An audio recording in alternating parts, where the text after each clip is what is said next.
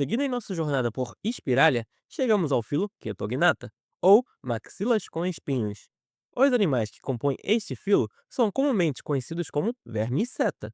Eles são famosos, ou talvez infames, por uma série de razões. Primeiro, eles são predadores morfologicamente distintos e vorazes, com métodos únicos de caça e alimentação.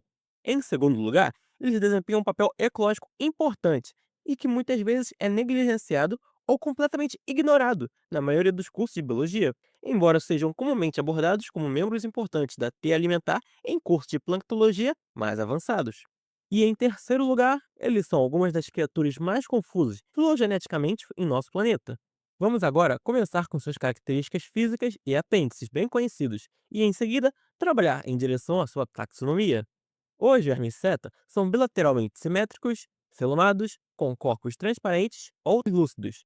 Eles são animais em forma de dardo ou flecha, vermiformes, parcialmente protegidos por uma cutícula colágena e são capazes de pequenas explosões de velocidade, daí o nome vermiceta. Seus corpos podem ser divididos em três regiões distintas: cabeça, tronco e cauda. Essas regiões do corpo são separadas tanto externamente quanto internamente. A região da cabeça termina no pescoço, sob o qual o animal possui uma boca cercada por conjuntos de espinhos quitinosos móveis, ou espinhos raptoriais, que são usados para capturar presas. Esta boca está localizada na parte ventral da cabeça, que, junto com toda a cabeça, pode ser envolvida por um capuz protetor. Assim como os plateumintos, eles não possuem nenhum tipo de troca gasosa ou sistema urinário distinto, e em vez disso dependem da difusão alcançada pela epiderme e pelo sistema intestinal. Entretanto, como a maioria dos bilatérios, eles possuem um intestino completo e um ânus ventral, em outras palavras, um trato digestivo completo.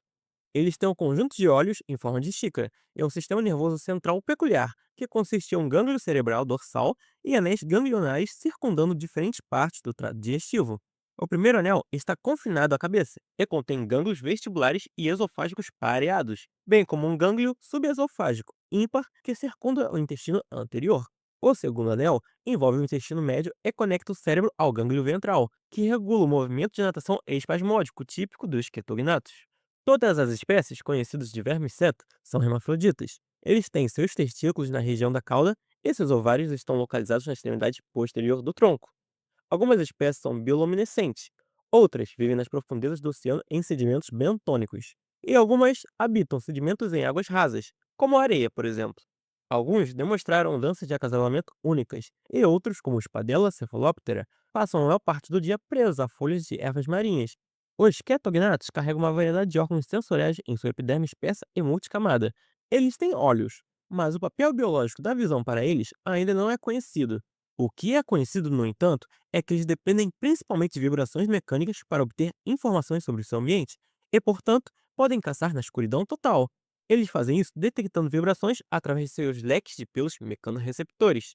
E pelo menos uma espécie, Spadella cephaloptera, atacará uma sonda de metal ou vidro, vibrando em uma frequência e amplitude apropriadas, com a mesma ferocidade com que atacará um copépode, que é a sua principal fonte de alimento. Falando em fontes de alimento, foi documentado que os vermes-seta engolem suas presas inteiras e consomem qualquer coisa que caiba em suas bocas. Após detectar uma presa, um verme-seta dispara repentinamente para frente e usa seus espinhos quitinosos e dentes para capturá-la. Além de suas mandíbulas imponentes, explosões rápidas de velocidade e leques sensoriais, descobriu-se que algumas espécies de verme-seta abrigam uma neurotoxina extremamente potente, conhecida como tetrodotoxina.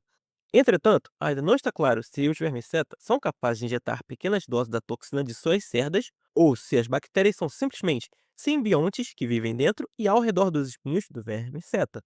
A toxina parece ser produzida pelo víbrio alginolíticos, o mesmo patógeno infamemente presente nos couros dos baiacus, o que os torna uma refeição mortal se não forem preparados adequadamente. Em águas quentes, os vermiceta são frequentemente os predadores planctônicos mais abundantes, às vezes representando mais de 10% da biomassa do zooplâncton. Como muitos organismos planctônicos, os ketognatos migram para cima e para baixo na coluna d'água. Eles vêm à superfície para se alimentar à noite e depois se retiram para águas mais profundas quando o sol nasce. Ao contrário de outros organismos planctônicos, alguns ketognatos migram anualmente. Eles vivem nas águas superficiais durante o inverno, mas afundam em águas mais profundas no verão. Como tal, eles desempenham um papel importante no fluxo vertical de carbono oceânico. Essencialmente, seu ciclo de vida migratório transporta carbono para cima e para baixo no oceano, enquanto suas fezes transportam matéria orgânica para cima na forma de neve marinha. Assim, eles, como a maioria dos organismos planctônicos, são uma parte importante do ciclo do carbono oceânico e até desempenham um papel no sequestro global de carbono. Na verdade, é possível que eles tenham sido um importante componente ecológico do nosso planeta por mais de 500 milhões de anos. Os registros fósseis mais antigos dos vermes seta, conhecidos até agora, datam do período Cambriano, de 541 a 485 milhões de anos atrás, tornando-os alguns dos membros mais antigos de Bilatéria ou Metazoa. Curiosamente, esses espécimes que aparecem no chamado xisto de Burgess são extremamente semelhantes morfologicamente aos vermes-seta modernos, o que significa que eles mudaram muito pouco ao longo de seu meio bilhão de anos de permanência em nosso planeta. Atualmente, mais de 132 espécies existentes foram descobertas, embora alguns taxonomistas coloquem esse número próximo de 190. É muito provável que esse número aumente nos próximos anos, principalmente porque a diversidade de espécies de espadelídeos bentônicos está longe de ser totalmente resolvida. Por fim, vamos discutir agora a classificação do verme seta. Olhando para o nosso diagrama de filos animais, podemos ver que os vermes seta ficam dentro de Spiralia, e este, assim como o próprio diagrama, é baseado no livro The Invertebrates Tree of Life, de Gonzalo Gilbert e Gregory D. Aschenkamp. Estes pesquisadores colocaram os vermes seta lá devido em parte às análises filogenômicas, ou seja, uma análise dos genes ROX nos protostômios e as semelhanças morfológicas dos espinhos raptoriais dos vermes seta com as estruturas semelhantes a mandíbulas do esquinatífera, que discutiremos em breve. Então, nós os colocamos aqui, como um grupo irmão do esquinatífero. No entanto, nem sempre eles foram colocados nesta forma.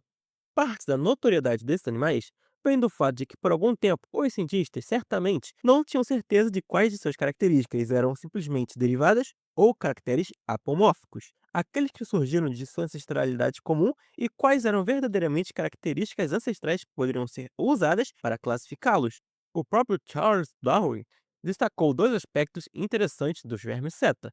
Primeiro, sua abundância ecológica, que já abordamos, e segundo, sua anatomia estranha que os torna difíceis de localizar.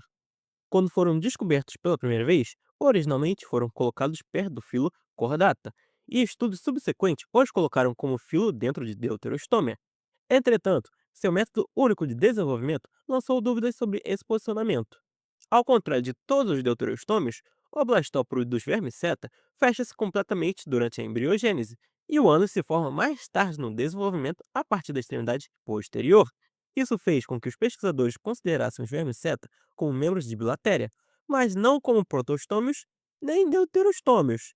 Isso implica que os ketognatas eram provavelmente um ramo inicial dos bilatérios que se enraizaram na árvore da vida perto dos protostômios e deuterostômios.